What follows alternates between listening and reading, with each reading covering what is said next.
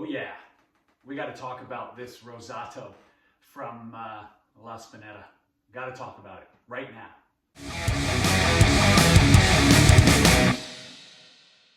Hey, welcome back to Drinking It In. I am your host, Chris Casara. We're here to help you know more and drink better, and today we're going to talk about La Spinetta, the winery that makes this fantastic rosé, as well as the rosé itself. And I'm calling it rosé, but it technically says Rosato, because in Italy, when you make a rosé, it's a it goes by the term Rosato because that's Italian for rosé.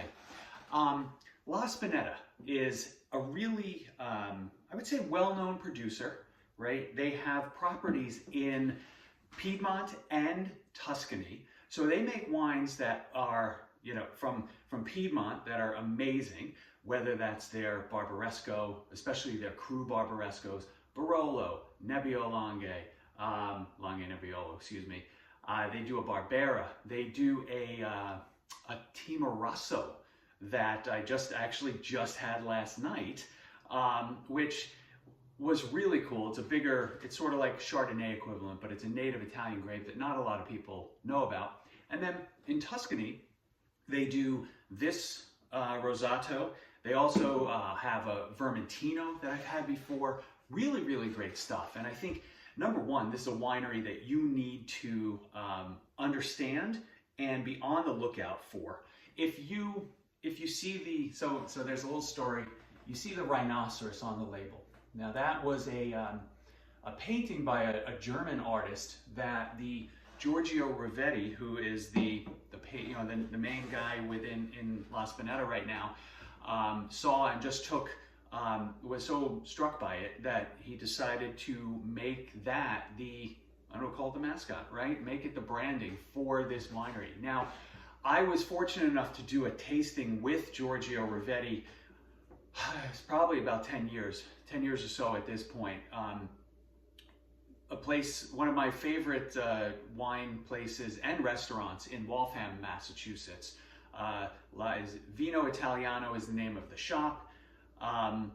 La Campagna is the name of the restaurant. David Maoni is the proprietor. I'm gonna do a video from their store one day because it's a wonderful place, and David is such a great guy. But we had a tasting one day. It was a walk around tasting where they were showcasing the cru Barbarescos, and they're pricey. They're $150 a bottle, but they are mind-blowing wines. And when I saw this guy, my wife and I were going to do like a little charcuterie board one day in this gorgeous house that we were lucky enough to rent for the weekend, and just so that we kind of had a little something to munch on. And we didn't want to do, I brought a lot of red wine from the cellar, but we wanted to have something a little lighter, and this one fit the bill. What I like about Italian rosés, right? We're going to do it this way. Is the color that you get from them. This one is almost a bit light for an Italian Rosato, but it brings you a good amount of color that, also brings you a lot of flavors. So this wine was, I got, when I first opened it, passion fruit and almost bordering on grapefruit, but very much passion fruit. Then as it sat in the glass a little bit, the floral notes came out. My wife said, it's very florally, this wine. And I of course, then I went, oh yeah, I got passion fruit. And then I'm like, holy crap, it's flowers for days after you let it sit in the glass for a few moments.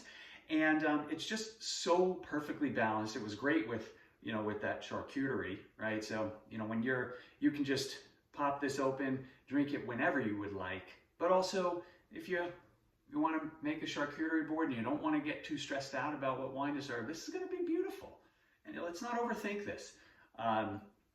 So, again, I think, as you guys, as you go along your wine buying journey and you see the Rhinoceros, you can just buy anything from this winery. Anything. And I'm literally serious. Anything from this winery, and you'll be thrilled. I'm going to take this moment to thank you for all the love, everybody who's recently subscribed, new people on board, welcome. The people who've been here for a while, thank you so much for the support. If you're not subscribed though, and I know 96.7% of you are not, please hit that subscribe button. It would really mean a lot to me. It would get us out to more folks, using this YouTube algorithm, and we'll get more conversations going on in the comments and really build this community. It's something that I am, so proud to be a part of, and just want to thank you guys again. It's a little early. It is November. It's not quite Thanksgiving, but I'm giving thanks to all of you right now. Till next time. Cheers.